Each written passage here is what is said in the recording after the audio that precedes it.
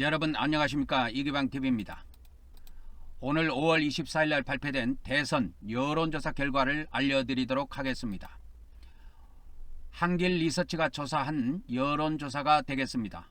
폴리뉴스가 의뢰하고 한길리서치가 조사한 여론조사 결과입니다. 5월 22일, 23일 양일간 1000명을 조사했고 응답률은 아주 저조합니다. 5.4%입니다. 왜 이렇게 응답률이 저조하냐면 자동 응답 방식이기 때문에 그렇습니다. 그래도 신뢰 수준은 95%고 표본 오차는 플러스 마이너스 3.1%로 봐야 합니다. 왜 그러냐면 1000명을 조사하면 오차 범위가 6.2%가 나오기 때문에 그렇습니다. 자, 사전투표는 5일 남았고요. 본투표는 10일 남았습니다. 자, 오늘 한길리서치가 발표한 여론조사를 알려드리도록 하겠습니다. 이재명 후보 46, 김문수 후보 41.3, 이준석 후보 7.8, 기타 후보 및 모르겠다 무응답층이 4.9%로 조사가 되었습니다. 다시 한번 말씀드립니다. 이재명 후보 46, 김문수 후보 41.3, 이준석 후보 7.8. 정권 교체에 대한 여론을 보도록 하겠습니다. 정권 교체는 48.2, 정권 유지는 38.6으로 조사되었고 모르겠다 무응답층은 9.6%로 조사가 되었습니다. 그러니까 정권 교체가 약 10% 정도 높습니다. 이것이 굉장히 이번에 구도가 굉장히 중요합니다. 인물도 물론 중요하지만 이번 대선은 구도 싸움이라고 할 수도 있습니다. 이번에 한길리서치가 조사한 것은 응답률이 5.4%밖에 안 돼요. 그래서 정권 교체는 2.3% 떨어졌고 정권 유지는 2.5% 올라가지고 이렇게 좀 격차가 좀 줄어들었습니다. 이재명 후보의 지지율 변화를 보도록 하겠습니다. 이재명 후보는 10일은 5월 10일 날 조사한 거는 44.8, 13일, 14일 양일간 조사한 건 47.4, 오늘 발표된 22일, 23일 조사해서 오늘 발표된 것으로는 46이 나와갖고 약 1.4% 정도 조금 떨어졌죠. 그죠? 자, 김문수 후보 지지율을 보도록 하겠습니다.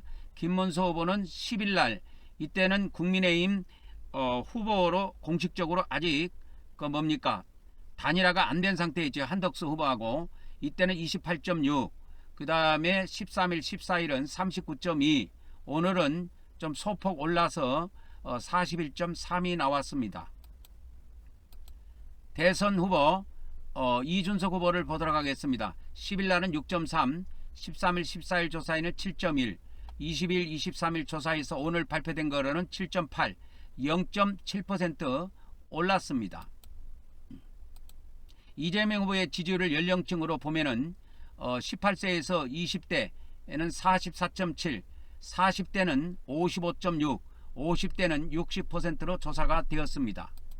김문수 후보의 연령별 지지율을 보면은 30대에서 40.5, 60대에서 56.8, 70대 이상에서 53%가 나왔습니다. 그래서 이념별로 좀 살펴보면은 진보층에서는 이재명 후보를 지지하는 사람이 82.2%가 나왔고 보수층에서는 김문수 후보를 지지하는 사람이 73.3% 나왔습니다. 74.3%가 나왔습니다. 그러니까 진보층에서 이재명 후보를 지지하는 충성도가 조금 더 강하지요. 자, 중도층을 보도록 하겠습니다. 이 중도층에 의해서 당락이 결정된다고 할 수 있겠습니다. 중도층은 중도층에서는 이재명 후보가 49.8, 김문수 후보가 31, 이준석 후보가 11.9 나와서 이 중도층의 여론이 꽤 중요합니다. 중도층에서는 이재명 후보가 굉장히 앞서고 있는 것으로 조사가 되었습니다. 이 중도층에 의해서 당락이 결정된다고 해도 우리나라 이 정치 지형으로 봐서는 과언이 아니라고 할 수 있습니다. 이재명 후보와 김문수 후보 지지율을 이렇게 보면은 개신교에서 지지율을 보면은 이재명 후보가 44.9, 김문수 후보가 45.4 해가지고 45.5 해가지고 0. 이렇게 몇 퍼센트 차이 나죠? 0.6% 정도 차이가 나죠. 그래서 개신교의 지지율은 거의 비슷하다. 이 종교를 조사한 건 이번에 처음이네요.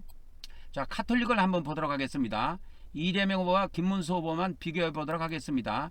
이재명 후보가 카톨릭에서는 조금 앞섭니다. 46.6, 김문수 후보는 44.2가 나와가지고 이재명 후보가 2.4% 정도 앞서는 것으로 카톨릭에서는 지지율이 나왔습니다. 자, 불교에서는 김문수 후보가 좀 높습니다. 52.4 나왔고, 무교, 종교를 갖고 있지 않는 사람들은 이재명 후보가 52.4로 높은 지지율을 보였습니다. 자, 정당 지지율을 보면은요, 민주당은 41%, 국민의힘은 37%, 개혁신당은 5.7% 나왔습니다. 자, 자세한 것은 중앙선거 여론조사심의위원회 홈페이지에 참조하시면 되겠습니다. 그러면 지금부터는 전화 면접하고 자동응답으로 이렇게 조사를 하면 지지율의 차이가 많이 차이가 있어요. 그거를 좀 비교해 보도록 하겠습니다. 자, 자동응답으로 조사하면 김문수 후보 지지율이 높게 나오고, 전화 면접으로 조사하면 이재명 후보의 지지율이 대체로 높게 나옵니다. 그거에 대한 차이를 좀 알려드리도록 하겠습니다. 자, 어저께 밤에 KBS가 발표한 건데요.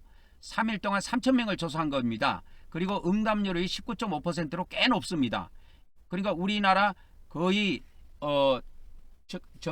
전화 면접으로 조사했기 때문에 응답률이 꽤 높은데 20% 정도 됩니다. 그래서 오차 범위도 3.6밖에 안 나옵니다. 그래서 여기에 KBS가 발표한 3,000명을 조사한 여기를 보면은 전화 면접으로 조사했죠. 전화 면접으로 조사한 데 보면은 이재명 후보의 지지율이 꽤 높게 나옵니다. 자, 보세요. 그리고 오늘 발표된 리얼미터가 조사한 것은 20일, 23일 양일간 1,000명 조사했는데 자동응답으로 조사해갖고 응답률이 5.4%밖에 안 돼요. 그러니까 엄청 응답률이 적죠. 이렇게 응답률이 적으면 이재명 후보의 지지율이 떨어지더라고. 제가 계속 여러분들에게 여론조사 결과를 알려드리고 있는데 대체로 그렇습니다. 그럼 한번 비교해 볼게요. 어제 한국리서치가 발표한, KBS가 어제 저녁 밤에 9시 뉴스를 통해서 발표한 건데요. 이거는 전화 면접으로 조사한 겁니다. 이재명 후보하고 김문수 후보의 차이가 15% 나요. 그리고 여기에는 응답률도 꽤 높습니다. 19.5%. 그러니까 응답률이 높고 전화 면접으로 조사를 하면 이재명 후보의 지지율이 꽤 높게 나옵니다. 이렇게 49% 이렇게 꽤 높게 나와요.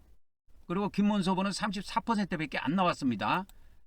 그리고 오늘 발표된 한길리서치에서 조사한 이 ARS 조사입니다. 이거는 자동응답으로 조사한 건데 응답률이 5.4%밖에 안 돼요. 이럴 경우에는 김문수 후보 지지율이 갑자기 올라갑니다. 이렇게.